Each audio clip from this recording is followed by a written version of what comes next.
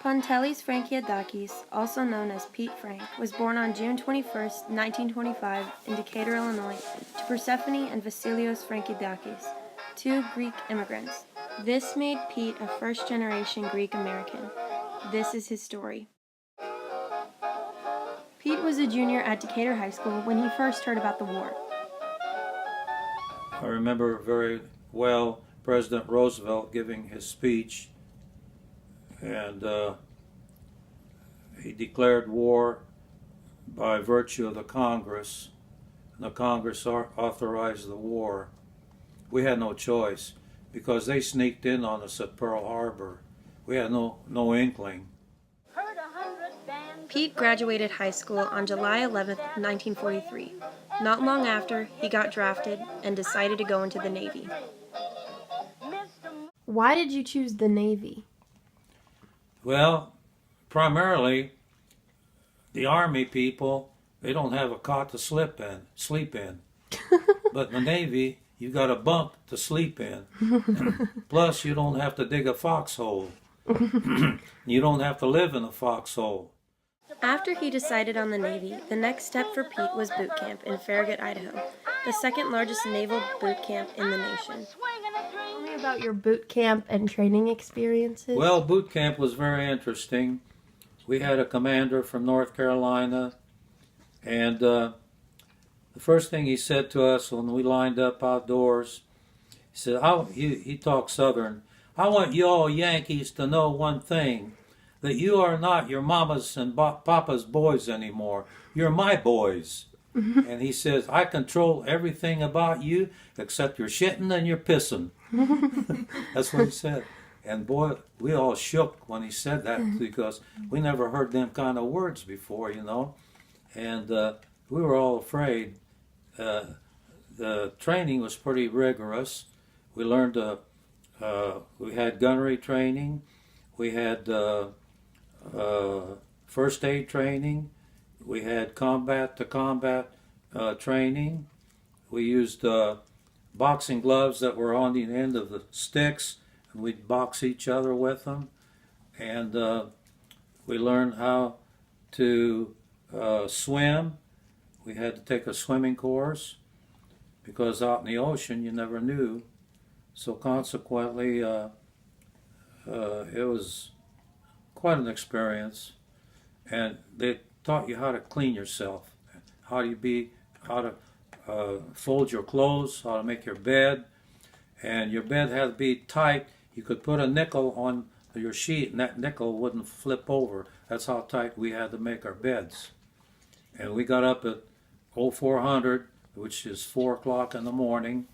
Then we went out on the grinder, which was the exercise field, and we exercised out there with our weapons, done all sorts of exercises with our rifles. And then after we got done, we come in to the mess hall and have breakfast. And the food wasn't really too good, but we survived. It was nutritious. It kept us going. And that's all they cared about. They didn't care about you getting a T-bone steak or a flank steak or roasted potatoes, so to speak. But it was adequate. We made through. We went out on Lake Pend Oreille, which is the deepest lake in the United States. It goes 500-600 feet down. But it's a beautiful lake. It's crystal clear. We learned how to canoe, how to do emergency landings on a beach and into the lake.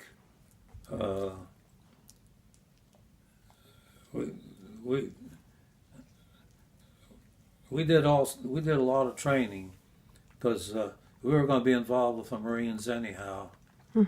So when we got done there, it was the middle of November. That's when we got our assignments to go to school.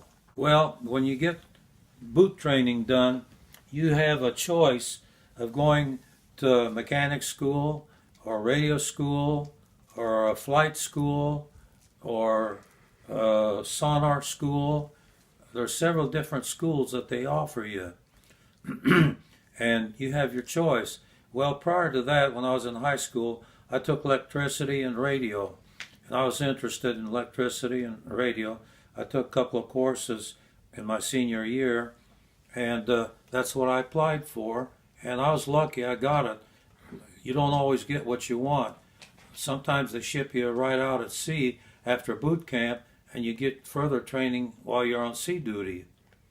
And that's not too good, but you learn from others that are ahead of you. After attending the University of Chicago Radio and Radar School for 5 months, it was time for Pete to go to war. In April of 1944, Pete reported to Camp Shoemaker in Dublin, California, to be part of an outgoing unit that would deploy to the Pacific. This would be his last time on American soil for a long time. April the 14th, 1944, I called my dad here. I says, "Pop, I'm leaving the country. I don't know if I'll ever get back." He says, "My son, keep your faith and keep your head up, and God will take care of you." I'll never forget those words, because he was a World War I veteran. He fought in France. But I really liked the way he talked to me, and it encouraged me. So I went out there, and I had my faith in the Lord.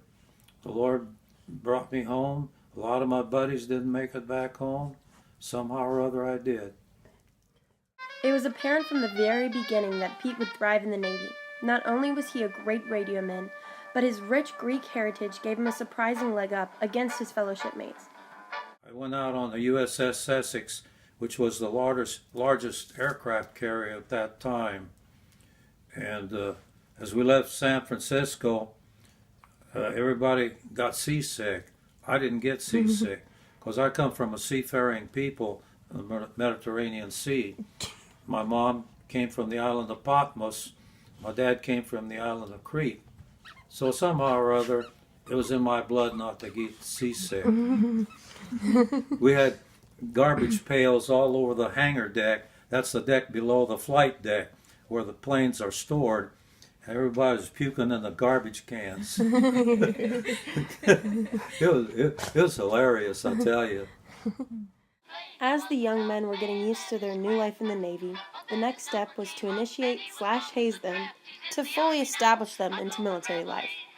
When we crossed the equator, we went into the New Hebrides Islands, and the New Hebrides Islands is south of the equator, and it's a traditional ceremony in the Navy that you go through an initiation process.